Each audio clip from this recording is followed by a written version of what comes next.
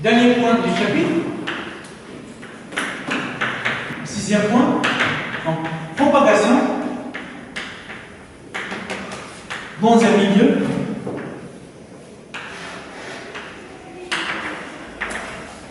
dispersif.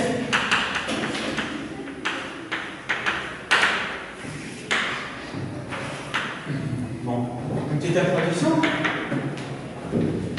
Une onde harmonique, ce que nous appelons une onde harmonique, donc c'est une onde qui se propage à une fréquence bien fixe. D'accord? Onde harmonique, donc quand vous entendez harmonique, c'est-à-dire la fréquence avec laquelle l'onde se propage est constante. D'accord? Alors, ce cas-là est rare dans la nature. Parce que l'onde se propage à une fréquence constante. D'accord? Donc, généralement, une onde se propage avec un spectre, avec des fréquences différentes. Donc, vous aurez un spectre, la lumière qui provient du soleil, par exemple. C'est un spectre. Donc, c'est un ensemble de fréquences. C'est un ensemble de raies. Donc, toutes ces raies-là forment ce qu'on appelle le spectre. Donc, vous n'avez pas une fréquence bien définie pour votre signal. D'accord? Très bien. Si je prends l'exemple d'une onde sinusoïdale,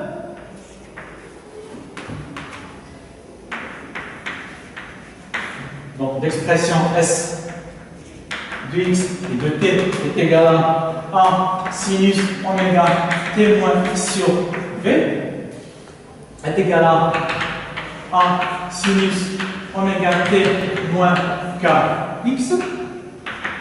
D'accord? Donc ça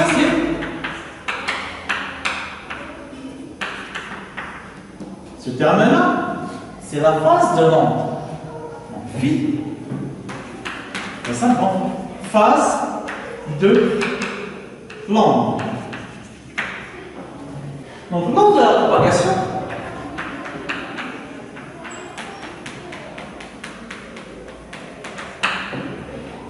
le front d'onde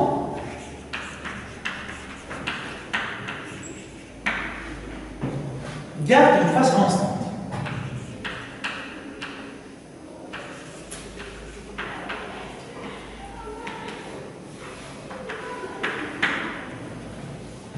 Donc, lors de la propagation, vous avez ici par exemple une onde qui se propage.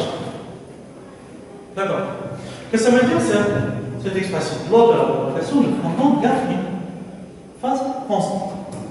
Vous voyez à la surface de l'eau des ondulations qui se forment. Vous prenez par exemple un, vous le repérez. Vous repérez cette ondulation ou ce front. Vous le suivez. D'accord, du mouvement. Alors lorsque vous le suivez, X, alors ici, X évolue dans le temps. Je le suis donc, je prends par exemple ce point. Alors, il se déplace. D'accord. Je le suis dans le temps. Donc X évolue. En même temps, le temps évolue avec. Donc lorsque je prends un point et je le suis, ce point possède une phase qui est constante. Autrement dit, entre ce point et ce point, il y a un déphasage dans l'espace. Si je prends, j'observe un seul point, ce que j'ai dit la dernière fois, j'observe un seul point dans le milieu. Il y a le passage de l'onde. Donc je fixe X. D'accord. Il y a le temps qui évolue. La phase de ce point change avec le temps. Mais quand je prends un point et je suis dans sa dynamique, je suis dans son mouvement, d'accord? Ce point-là possède une phase constante. C'est-à-dire le front d'onde, quand vous voyez par exemple le front d'onde et vous le suivez, la phase de ce front d'onde est constante, ne change pas, garde une valeur constante. D'accord? Donc, règle générale, vous avez une onde, vous suivez un point de l'onde lors de sa propagation. Donc la phase de ce point que je suis ne change pas, elle reste constante. Est-ce que c'est clair ce point? Très bien. Donc la phase de l'onde, phi, est égale à oméga t moins kx égale à constante. Très bien. Si la phase est constante, quand je dérive différentiel de phi est égal à oméga dt moins k dx égal à quoi? 0. Donc je peux réarranger les termes. K dx. Donc dx sur dt égale à quoi? Oméga sur k. Et oméga sur k, c'est quoi? C'est la vitesse de propagation de l'onde. D'accord? Donc vous voyez, oméga, c'est quoi?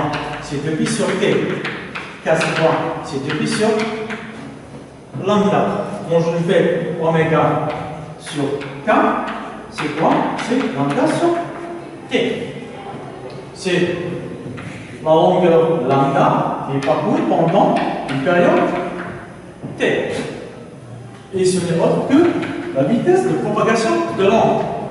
Cette quantité, on l'appelle vitesse de phase.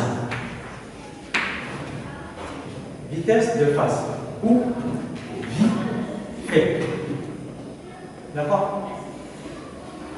Vitesse de phase de l'onde. Est-ce que c'est clair ce point? Très bien. Alors, lorsque la vitesse de phase est indépendante de oméga, ne dépend pas de la fréquence, qu'est-ce que cela veut dire? Toutes les composantes de l'onde se déplacent à la même vitesse. Donc, lorsque la vitesse de phase est indépendante de oméga, donc toutes les composantes de l'onde se déplacent à la même vitesse. D'accord? Maintenant, si la vitesse de phase dépend de oméga, c'est-à-dire oméga dépend de k, varie en fonction de k. D'accord? À ce moment-là, les composantes de l'onde possèdent des vitesses différentes selon la fréquence. Elles ne se propagent pas de la même manière. Donc chaque composante de fréquence donnée possède une vitesse différente d'une autre. Est-ce que c'est clair ce point? Lorsque la vitesse de phase est indépendante de la fréquence, toutes les composantes de l'onde se déplacent à la même vitesse. D'accord? Et à ce moment-là, l'onde n'est pas déformée. Regardez. J'ai par exemple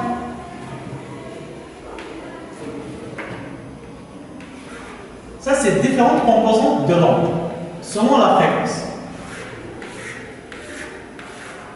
Donc ça, c'est oméga 1, oméga 2, oméga 3, oméga 4, oméga 5, oméga 6, et ainsi de suite. D'accord? Donc ça, c'est un spectre. Il contient donc différentes fréquences. Si les différentes composantes possèdent la même vitesse, donc elle démarre d'un point, elle arrive à un autre point. Donc si la vitesse de phase est indépendante de oméga, à ce moment-là, toutes les composantes se propagent à la même vitesse. D'accord? En même temps, si maintenant la vitesse de l'onde dépend de oméga, à ce moment-là, par exemple, la vitesse de oméga 1 est supérieure à celle de oméga 2, celle de oméga 2 est supérieure à celle de oméga 3. Donc, elle n'arrive pas en même temps. Au cours de route, elle se sépare. Elle se sépare. Ce qu'on appelle, elle se disperse. Les différentes composantes se dispersent. D'accord? Elles n'arrivent pas en même temps. Donc, il y a un phénomène de dispersion. Phénomène de dispersion de votre spectre. D'accord? À ce moment-là, donc, la vitesse de phase dépend, donc, lorsque la vitesse de phase dépend de la fréquence oméga, on appelle ça un milieu dispersif. D'accord? Il y a une dispersion des différentes composantes ou des différentes fréquences qui composent le spectre. Est-ce que c'est clair ce point? C'est bon? Très bien.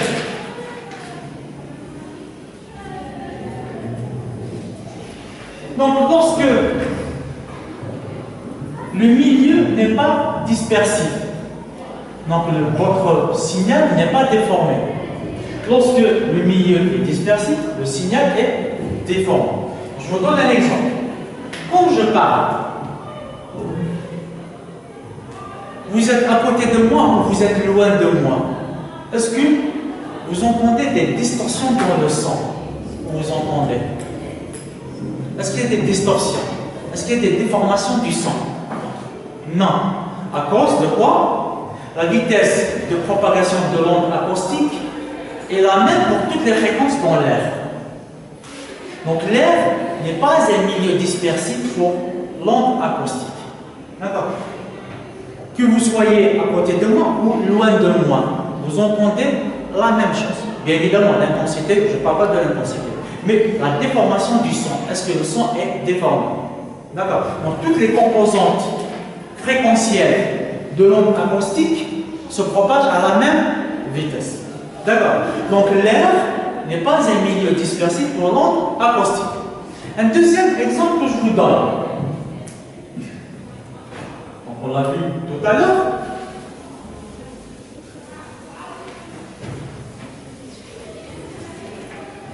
Pour l'eau, bon, la lumière vient. Vous voyez que la vitesse, d'accord, change.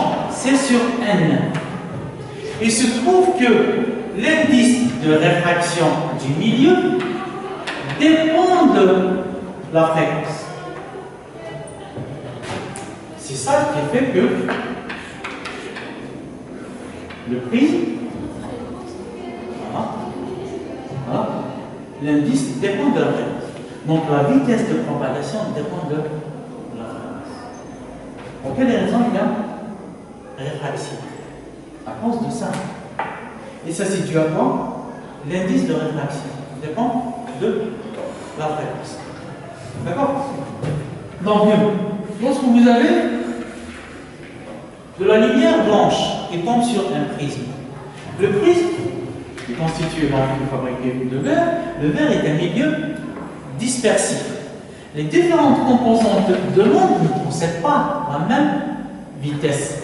Elles dépendent de la longueur d'onde. Donc les différentes composantes, elles démarrent au même moment. Mais à la sortie, elles n'arrivent pas au même moment. C'est pour cette raison qu'il y a séparation des couleurs pour le prisme. Est-ce que vous voyez ça? Donc le prisme est un milieu dispersif. Est-ce que c'est clair? Je sais pas. Donc lorsque la vitesse de propagation dépend de la fréquence, à ce moment-là, vous êtes en présence des milieux dispersifs. Est-ce que c'est clair sur quoi? C'est bon? Donc, vous avez un milieu non dispersif pour lequel la vitesse de propagation est indépendante de la fréquence. Un milieu dispersif, la vitesse de propagation donc, dépend de la fréquence. Et pour cela, donc, nous allons définir une autre quantité à l'opposé de la vitesse de phase.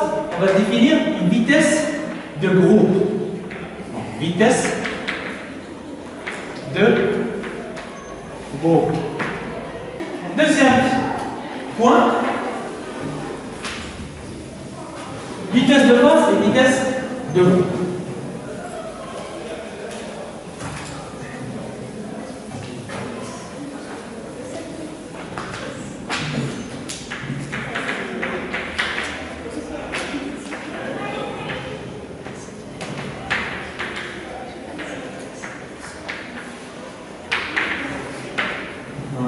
Alors, comme exemple, on va étudier qui est la superposition de deux ondes sinusoïdales S1 et S2 de même amplitude et de fréquence très voisines. De telle manière que donc, oméga 1 est très proche de oméga 2.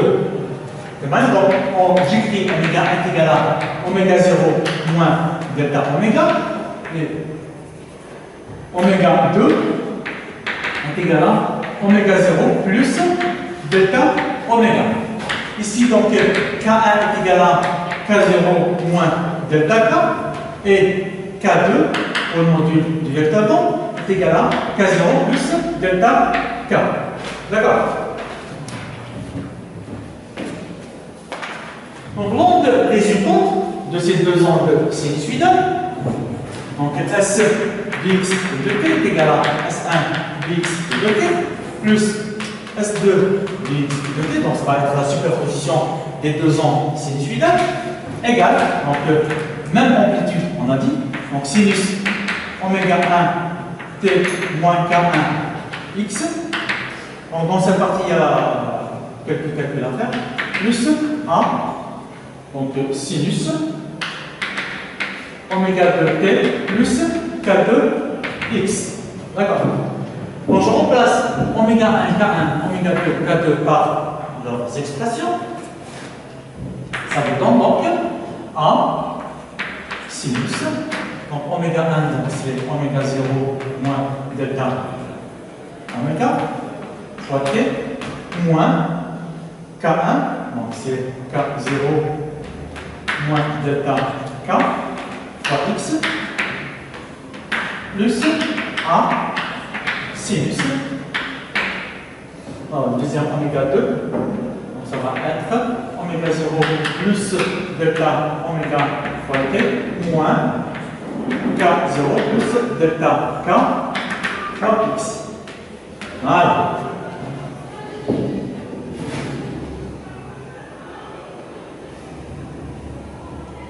Donc en utilisant les transformations trigonométriques, donc 700, je vais la transformer en produit. Je vous laisse le soin de le faire. C'est des calculs qui sont similaires à ceux que nous avons fait la dernière. Donc ça vous donne S de x et de t, je ne vais pas m'attarder là-dessus. Donc vous donne 2a cosinus delta oméga fois t moins delta k sur delta oméga x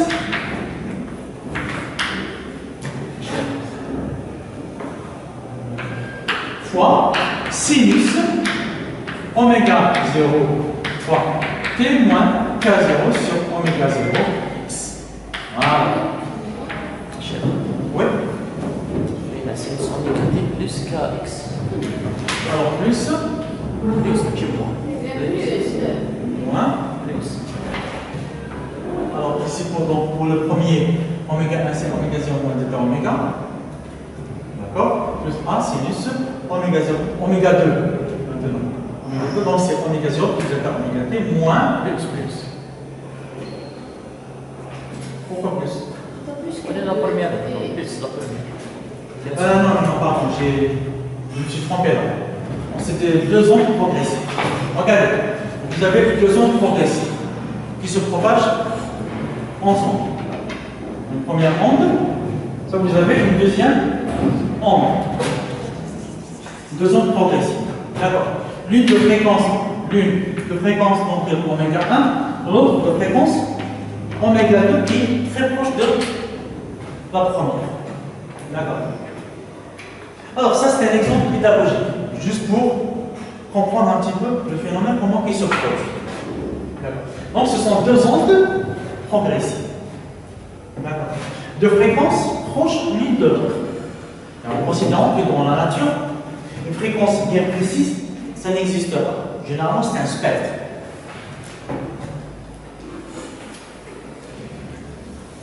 Et quand vous avez un spectre détendu, donc un spectre de fréquence, donc à la place de la somme, ce que nous avons fait ici, la somme, donc vous faites l'intégral sur les différentes fréquences. L'intégral sur d oméga. D'accord. Voilà. Et ça vous conduit à formalisme de la transformer pour le traitement de l'autre signe. Ok. pour l'analyse de ce résultat. Donc le résultat se présente comme étant le produit de deux sinusoïdes. Regardez. L'une de fréquence oméga 0, très rapide, ici ça, c'est le produit de deux sinusoïdes. Ça fois une sinusoïde de fréquence très très faible, delta oméga. Donc, quelque chose de qui est comme ça. Donc ça, la fréquence c'est oméga 0, et ça, la fréquence c'est delta oméga. Quand vous associez les deux, ce que vous allez trouver, l'une qui est enveloppée dans l'autre. Nous avons un phénomène de modulation. Et oméga 0, c'est la fréquence porteuse. Oméga 0, on l'appelle la porteuse. Donc, il y a un phénomène de modulation de l'autre onde. Je représente ça. Comprenons. Voilà.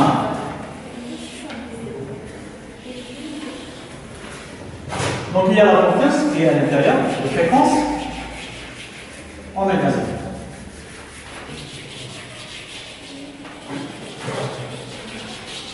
Voilà. Alors celle-là, elle est de fréquence oméga 0. D'accord?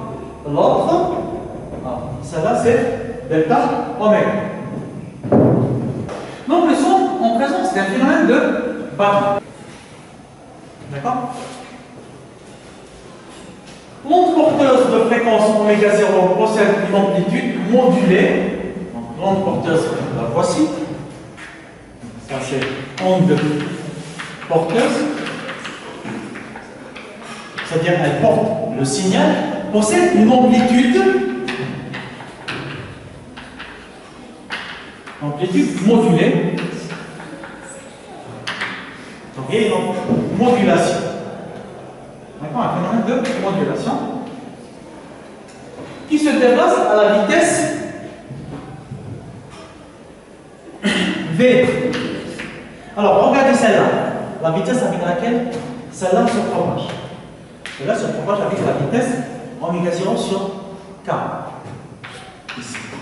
V est égal à oméga 0 sur K0. Regardez ici. L'onde. Elle se propage à quelle vitesse? Elle se propage avec la vitesse delta oméga sur delta K. D'accord. Ok. Alors, les ondes originales. Donc, la première onde, elle se propage avec oméga 1. La deuxième onde, elle se propage avec oméga 2. De telle manière que oméga 1 est proche de oméga 2 et proche de oméga 0. D'accord. Donc ça, c'est la vitesse de phase avec laquelle l'onde se propage. C'est la vitesse avec laquelle chacune des composantes du spectre se propage avec cette fréquence, cette vitesse-là. Et vite égale à oméga 0 sur K. Donc vitesse, ça c'est vitesse de phase. D'accord. Celle-là maintenant, elle résulte de quoi? De l'association des deux ondes. D'accord? Ça, c'est la vitesse avec laquelle ce groupe qui est modulé, en fait, se propage. Un peu, c'est comme ça. Par exemple, ça, vitesse de groupe. Alors, vitesse de phase, c'est la composante de la porteuse. Vitesse de phase, quand je vois la porteuse, donc elle se propage avec la vitesse de phase. Mais VG, donc, c'est la vitesse de l'enveloppe, qu'on appelle vitesse de groupe. Vitesse de groupe. Donc, elle résulte de la propagation du groupe, donc de l'ensemble des composantes de l'onde. Est-ce que c'est clair ce point? Donc, on trouve la notion de vitesse de phase avec laquelle la porteuse se propage et l'ensemble des ondes, le collectif, donc un mouvement collectif de toutes les composantes de l'onde qui se déplace avec la vitesse de groupe. Donc, je peux, par exemple, assimiler ça à un groupe de personnes dans une marche. Donc, il y a les différents constituants donc, de ce mouvement. D'accord?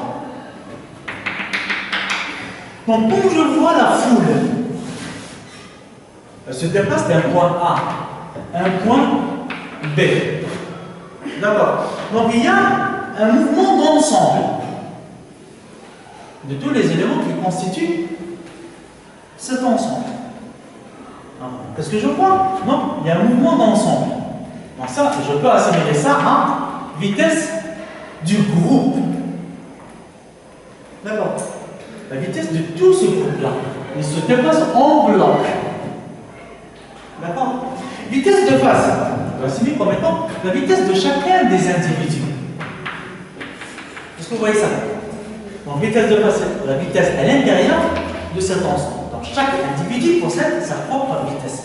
C'est la vitesse de phase. Mais l'ensemble, il possède une vitesse. D'accord? On appelle donc une vitesse de groupe. Est-ce que c'est clair ce point? Très bien. Vous pouvez que ici écrit comme étant delta oméga sur delta K. Quand vous êtes en présence d'un spectre continu, donc ce delta oméga sur delta K va devenir donc vitesse de groupe égale à quoi? Donc d oméga sur dk. Donc ça c'est discret pour deux. Nous avons pris l'exemple de 2 ans. Donc ça va être delta oméga sur dk. Quand vous avez un spectre continu de fréquence, la vitesse de groupe donc, va se résumer en différentiel de oméga par rapport à k.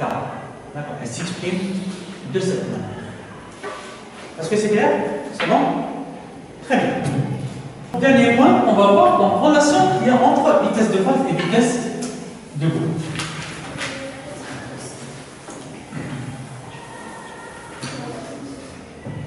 Donc c'est un exemple pédagogique de 2 composantes seulement pour tirer ces informations. Dans la réalité, donc, ça va être un spectre. Je vous ai dit, la somme va devenir donc, on fait une intégrale sur les différentes composantes de fréquence qui contient le spectre. D'accord? Et la vitesse de groupe donc, va se résumer en une différentielle de oméga par rapport à k. Donc, troisième point, relation entre vitesse de phase et vitesse de groupe. D'accord? La relation de dispersion qui donne la fréquence au module de vecteur d'onde, donc relation, donc celle-là on l'appelle la relation de dispersion. Donc c'est la relation qui me donne le lien entre la fréquence et oméga est égal à k fois v. Donc si je dérive donc, d oméga par rapport à k, donc ça va me donner donc, je dérive ça par rapport à ça, plus ça par rapport à ça. Ça va me donner v plus k dv sur dk. D'accord?